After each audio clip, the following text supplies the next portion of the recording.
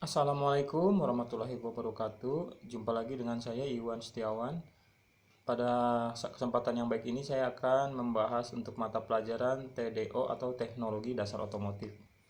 Jadi di sini eh, kita ingin memahami prinsip-prinsip keselamatan dan kesehatan kerja, kemudian mengidentifikasi potensi dan risiko kecelakaan kerja. Nah, jadi sebelum memulai pelajaran, alangkah baiknya bila mana anak-anak mengabsen dulu ya di iKlas ataupun di WA Group karena ini masuk ke penilaian dan ini untuk pelaporan ya ke kurikulum.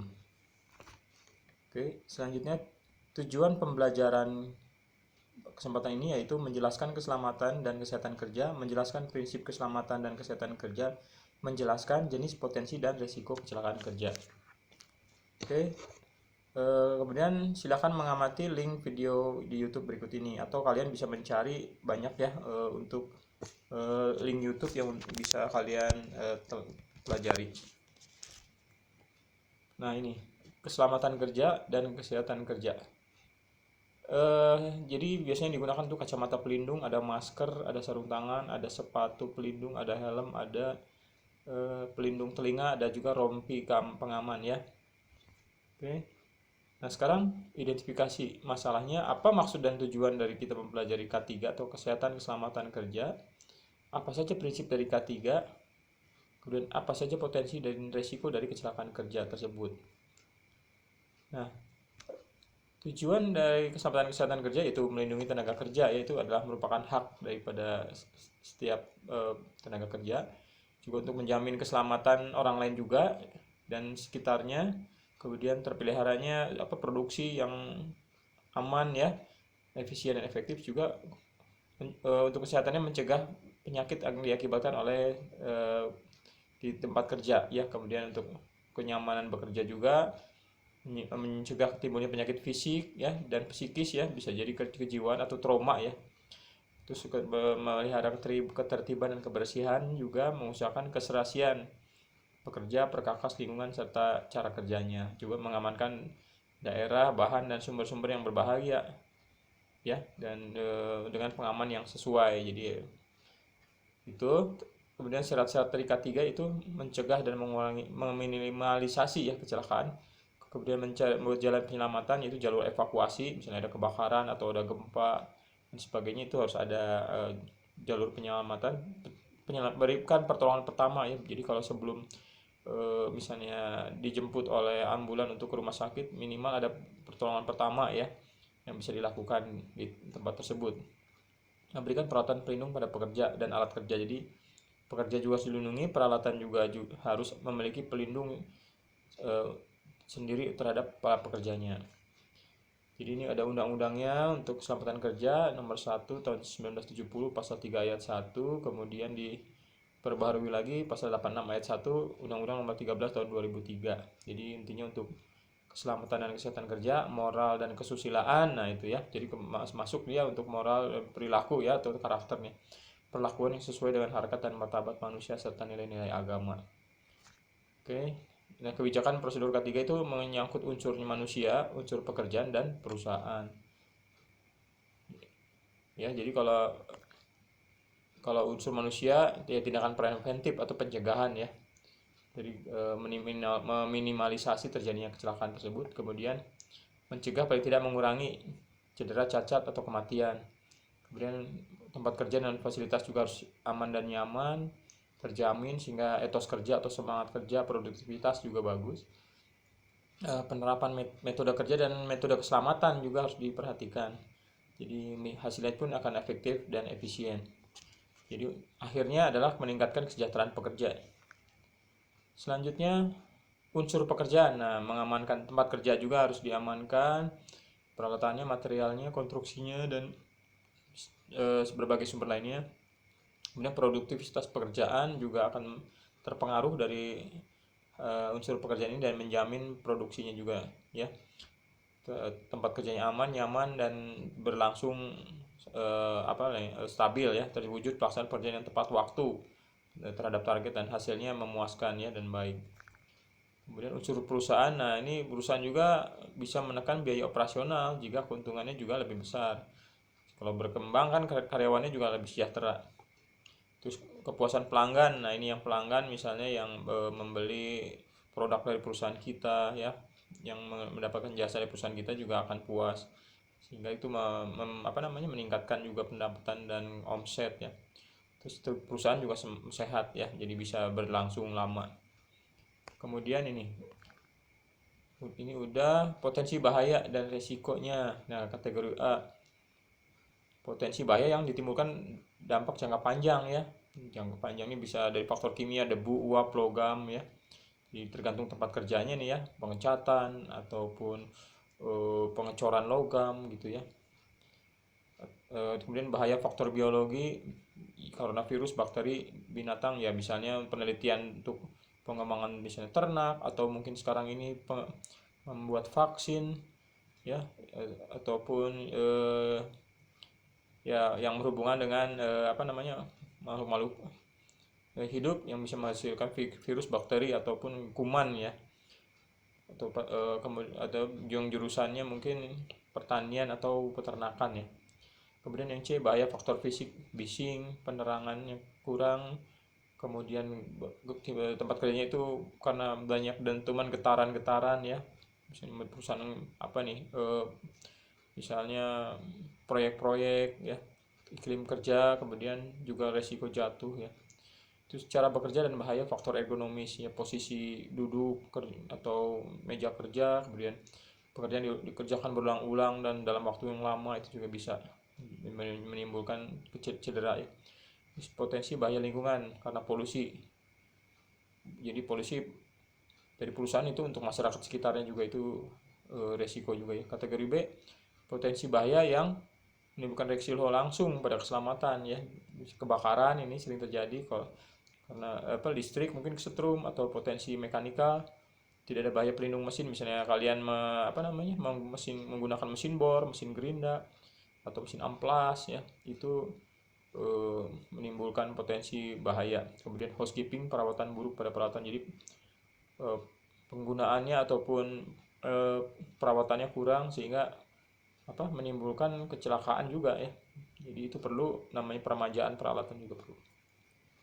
Kemudian kategori C, resiko terhadap kesejahteraan atau kesehatan sehari-hari. Nah ini misalnya yang yang sehari-hari, misalnya air minumnya itu kurang higienis ya, misalnya dari air daur ulang, misalnya dari air kotor didaur ulang menjadi air bersih untuk diminum, bisa juga kurang higienis ya proses pemurnian airnya.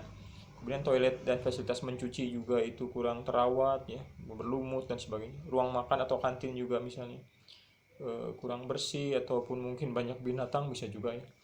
P3K, P3, pertolongan pertama pada kecelakaannya tidak memadai. Kemudian masalah transportasi, ini bisa saja kan kendaraannya ini tidak terawat ya, ataupun misalnya jarak dari rumah ke kantornya jauh, jadi lelah, macet ya, jadi sampai di kantor sudah tidak konsentrasi, atau di pabrik. Kategori D ialah potensi terhadap yang menimbulkan resiko pribadi dan psikologis ya. Psikologis itu bisa kejiwaan ya, misalnya pelecehan ya, bisa dalam bentuk kata, perilaku, atau intimidasi dari sesama teman kerja, pelecehan seksual. Nah ini juga ya, hati-hati. Terinfeksi HIV atau AIDS, nah ini juga bisa menular ya. Kemudian ya sekarang itu virus ya. Kemudian kekerasan di tempat kerja ya, perilaku yang tidak etis ya. Kemudian stres juga bisa karena pekerjaan ataupun karena tekanan ya. Kemudian penggunaan narkoba juga bisa. Selanjutnya klasifikasi dari kecelakaan kerja. Jadi kalau menurut jenis kecelakaan itu ada yang terjatuh ya, bisa alat pengaman yang misalnya di atas tidak menggunakan safety belt, sabuk pengaman, ataupun misalnya di bengkel ada oli tertumpah tidak dibersihkan, dibiarkan saja, atau bisa juga alat-alat ya tergeletak, kunci-kunci membuat orang terpleset ya, banyak hal.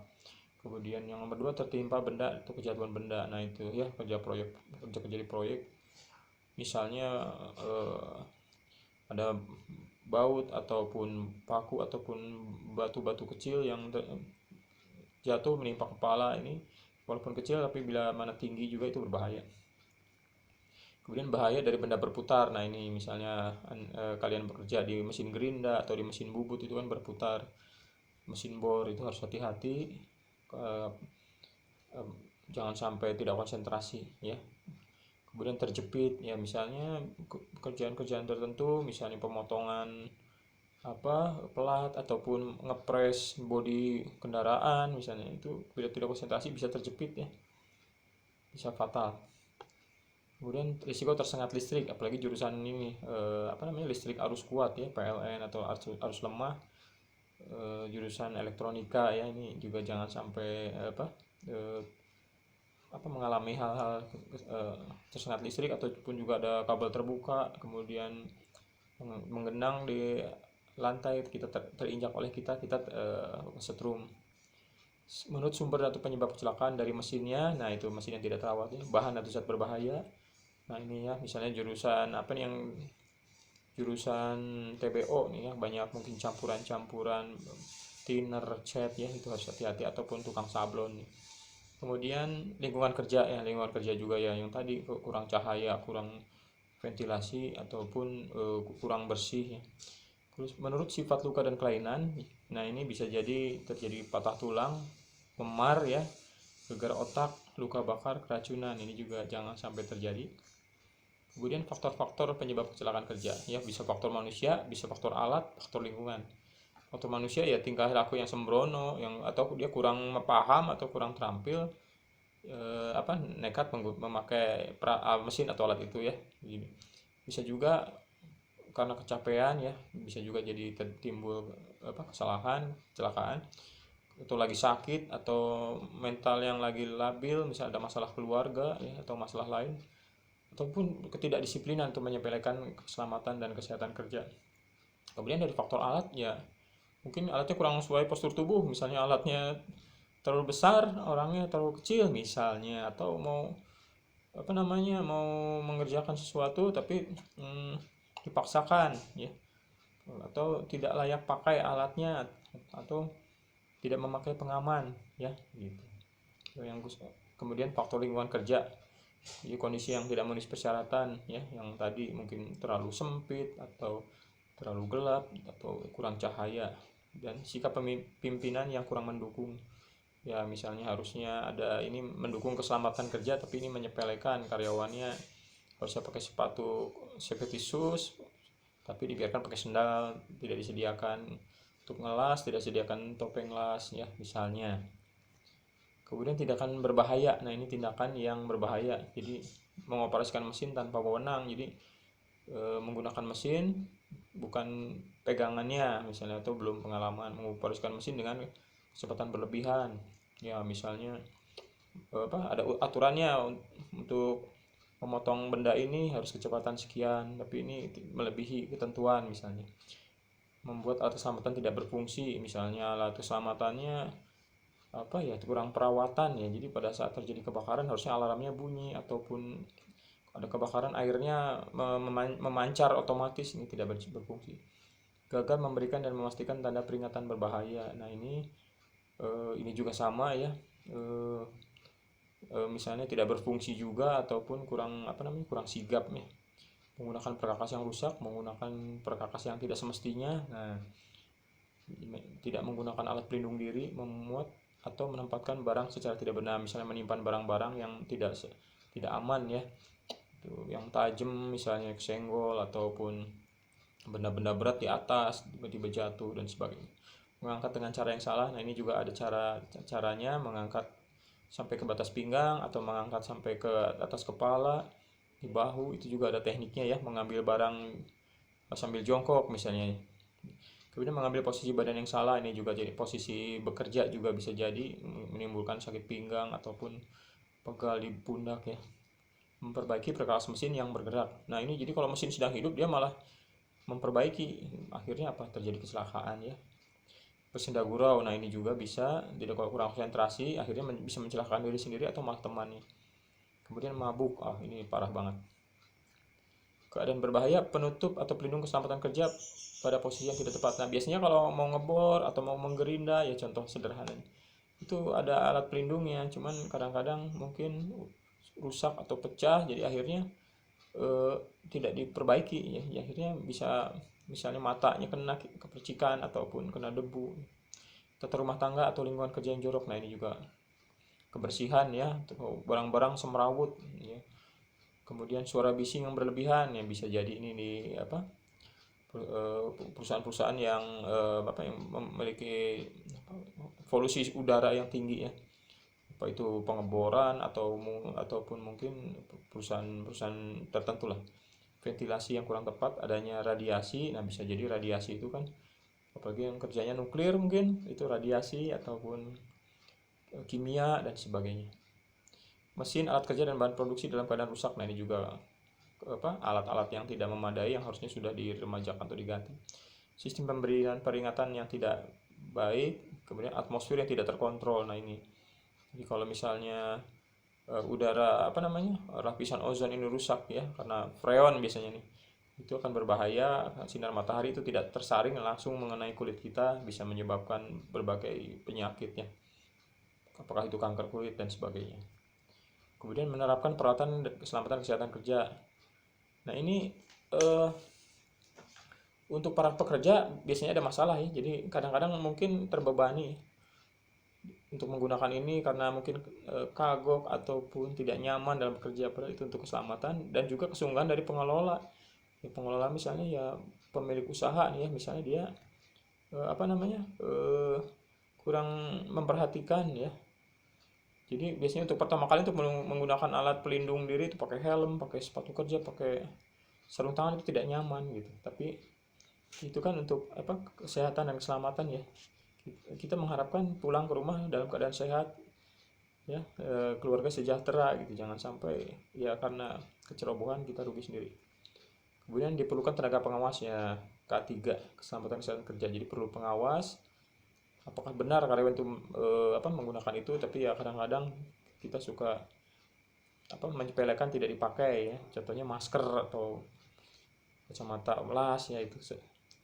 Kemudian untuk pembiayaan peralatan memang diperlukan dana. Nah ini perusahaan juga harus mengeluarkan budget untuk demi keselamatan kesehatan karyawan, kan nanti balik-baliknya perusahaan juga kalau karyawannya sehat, usahanya lancar juga kan nanti kesejahteraan karyawan meningkat, perusahaan juga semakin makmur ya. Kemudian alat pelindung harus dipakai, pelindung kepala itu safety helm, itu juga jenisnya macam-macam. Pelindung kaki safety shoes, itu juga sepatu pengaman ya, takutnya istilahnya menginjak paku ataupun tertimpa benda berat ya. Kemudian pelindung tangan safety shoes, itu juga macam-macam, ada yang buat ngelas, ada yang buat mencegah kena benda tajam, ada yang untuk menghindari panas, ada yang untuk misalnya antibakteri ya, untuk tenaga kesehatan dan sebagainya. Jadi pekerjaan yang memerlukan perlindungan tangan itu sudah dijelaskan ya, tinggal dibaca saja nih. Untuk berhubungan dengan listrik ya nih. Kemudian pernapasan juga, perlindungan pernapasan, yaitu yang sederhananya itu ada masker ya. Tapi ada juga yang menggunakan oksigen ada ya. Kemudian pekerjaan pemecah batu, itu bangunan yang mengandung debu ya, pengelasan, pengecatan. Kemudian pelindung mata, nah untuk menghindari radiasi dan debu yang berterbangan. Juga orang pengecatan atau penggerindaan, pengelasan juga semua harus menggunakan kacamata pengaman. Kemudian pelindung telinga, ini juga untuk perusahaan-perusahaan yang suaranya bising ya, misalnya itu pengetesan mesin gitu kan, atau dia bekerja dengan mesin yang bersuara tinggi keras. Kemudian ini alat pelindung diri, safety glasses, respiratory protection, safety gloves, ini safety shoes ya, steel toe boots, safety helmet, kemudian ear protection, high visibility, itu alat pelindung diri atau APD. Nah nanti tugas materi K3 silahkan dibuka di WA group atau di ikhlas, nanti dikerjakan ya, jangan terlalu lama atau ditunda-tunda. Sekian dan terima kasih. Oh ya, yang terakhir jangan sampai kalian lupa dengan istilah-istilah di keselamatan kerja, yaitu APD, alat pelindung diri. Kemudian K3 keselamatan kesehatan kerja. Kemudian APAR, alat pemadam api ringan. Kemudian juga ada damkar ya, pemadam kebakaran. Nah itu mungkin ulasan dari saya, kurang lebihnya mohon maaf bila ada kesalahan. tetap semangat belajar. Wassalamualaikum warahmatullahi wabarakatuh.